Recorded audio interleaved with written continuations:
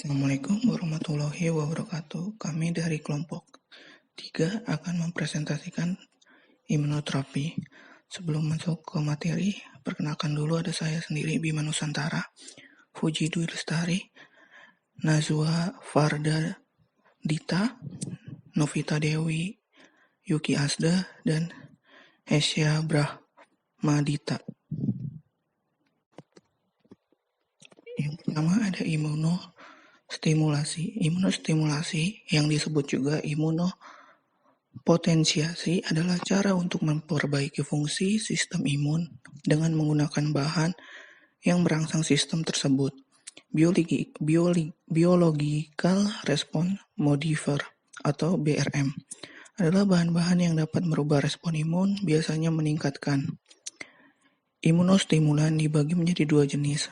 Yang pertama ada imunostimulan yang diperoleh secara alamiah atau biologis. Contohnya ada hormon timus, limfokin, interferon, dan interleukin. Yang kedua ada imunostimulan yang diperoleh secara sintetik. Contohnya levamisol, isoprinosin, arginine, dan antioksidan.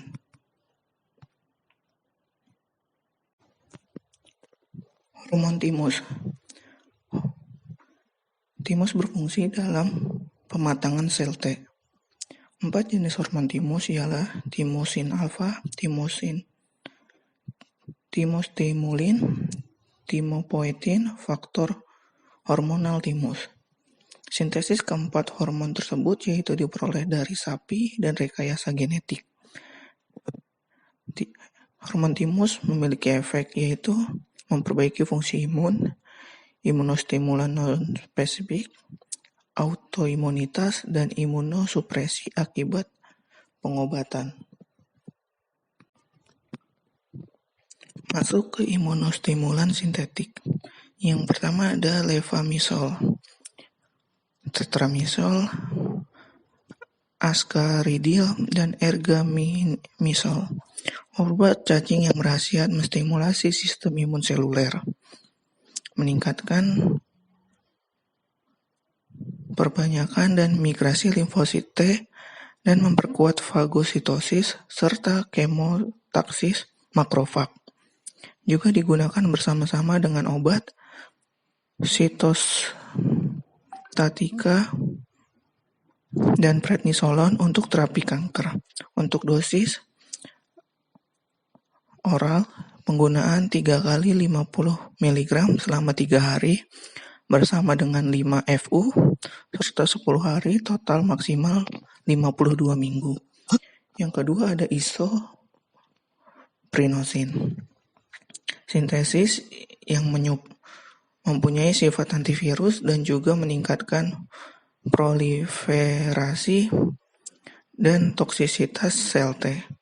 Sama seperti levamisol, merupakan imunostimulator yang dapat meningkatkan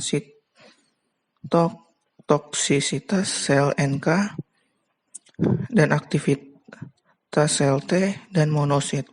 Untuk dosis ada 50 mg per berat badan atau 1,4 gram per hari. Imunosupresi merupakan suatu tindakan untuk menekan respon imun. Kegunaannya di klinik terutama pada transplantasi untuk mencegah reaksi penolakan dan pada berbagai penyakit inflamasi yang menimbulkan kerusakan atau gejala sistemik seperti autoimun atau autoinflamasi. Imunonutrien adalah pemberian nutrisi spesifik yang secara potensial dapat memodulasi aktivitas daripada sistem imunitas tubuh. Imunitas sering dihubungkan secara erat dengan usaha untuk meningkatkan status klinik pasien-pasien yang kritis dan pasien-pasien pembedah yang sering membutuhkan nutrisi tambahan oksigen melalui jalur pemberian parental ataupun enteral. Mekanisme imun dan nutrisi. Pada proses inflamasi, pembedahan, dan infeksi, akan muncul respon tubuh berupa pelepasan sitokin perinflamasi seperti TNF-alfa, IL-1, dan IL-6 yang kemudian akan diikuti dengan adanya respon fase akut berupa hipermetabolisme, pemecahan protein, dan gangguan 3 pada mikronutrien dan vitamin. Kondisi hipermetabolisme tersebut akan menyebabkan berbagai efek, mulai dari demam hingga septic shock.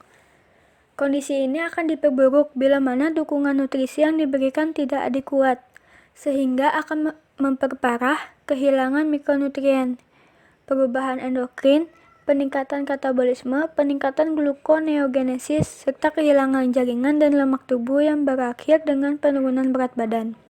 Seperti pada malnutrisi, fungsi imun akan semakin turun, ditandai dengan atrofi nodus limfatikus, supresi imunitas seluler dan humoral, efek barrier fisik dan kimia. Mekanisme pertahanan dibagi dalam 3 fase.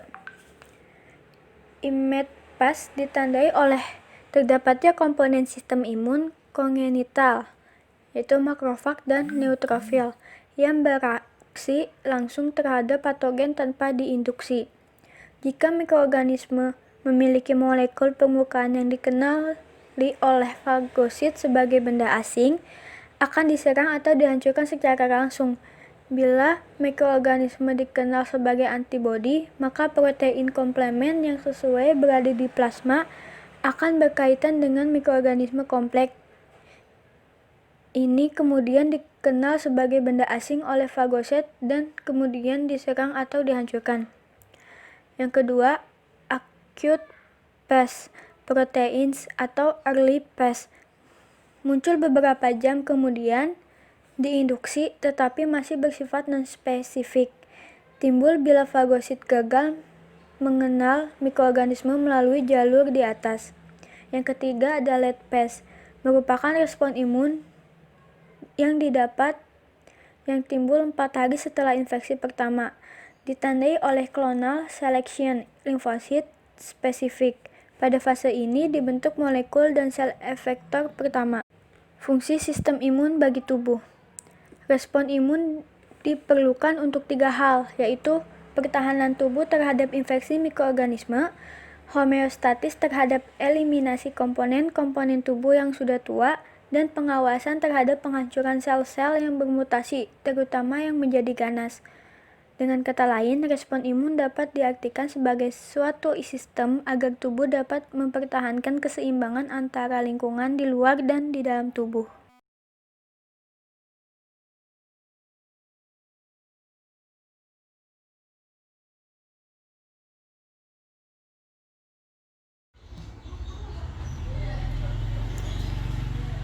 Imunorestorasi ialah suatu cara mengembalikan fungsi sistem imun yang terganggu dengan memberikan berbagai komponen sistem imun seperti imunoglobulin dalam bentuk imun serum globulin atau ISG, hiperimun serum globulin atau HSG, plasmaperesis, leukoperesis, transplantasi sumsum tulang belakang, hati, dan usus. ISG dan HSG ialah suatu cara untuk mengembalikan fungsi sistem imun yang terganggu dengan memberikan berbagai komponen sistem imun. Plasma infus plasma segar telah diberikan sejak tahun 1960 dalam usaha memperbaiki sistem imun. Keuntungannya adalah semua jenis imunoglobulin dapat diberikan dalam jumlah besar tanpa menimbulkan rasa sakit. Plasmaperesis, pemisahan sel darah dari plasma, digunakan untuk memisahkan plasma yang mengandung banyak antibodi yang merusak jaringan atau sel.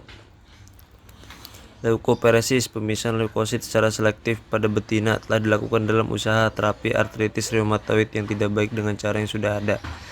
Imunostimulasi adalah cara memperbaiki fungsi sistem imun dengan menggunakan bahan yang merangsang sistem tersebut. Biological Response Modifier atau BRM adalah bahan-bahan yang dapat merubah respons imun. Imunostimulator. Bahan yang disebut imunostimulator dapat dibagi sebagai berikut. Itu ada hormon timus, ada 4 jenis: timosin alfa, timolin, timopoietin, dan faktor humoral timus. Limfokin disebut juga interleukin atau sitokin yang diproduksi oleh limfosit yang diaktifkan. Interferon ada 3 jenis, alfa, beta, dan gamma. Antibodi monoklonal diperoleh dari fusi dua sel, yaitu sel yang dapat membentuk antibodi dan sel yang dapat hidup terus-menerus dalam biakan sehingga antibodi dapat dihasilkan dalam jumlah yang besar. Transfer faktor atau ekstrak leukosit. Limfokin activated killer atau LAK cells adalah sel T cytotoxic signatic yang dapat ditimbulkan in vitro dengan menambahkan sitokin seperti IL-2 ke sel-sel seorang kemudian diinfuskan kembali. Bahan asal bakteri dari jamur. Bahan asal dari bakteri ada BCG, Bacillus calmette guerin, ada Corynebacterium parvum, ada Klebsiella dan Brucella, ada Bordetella pertussis, dan endotoxin. Bahan asal dari jamur. Berbagai bahan telah dihasilkan dari jamur, yaitu letinan, krestin, dan schizopilian. Bahan tersebut merupakan polisakarida dalam bentuk beta-glukan yang dapat meningkatkan fungsi makrofag yang telah banyak digunakan dalam pengobatan kanker sebagai imunostimulan non-spesifik. Bahan yang disebut imunostimulator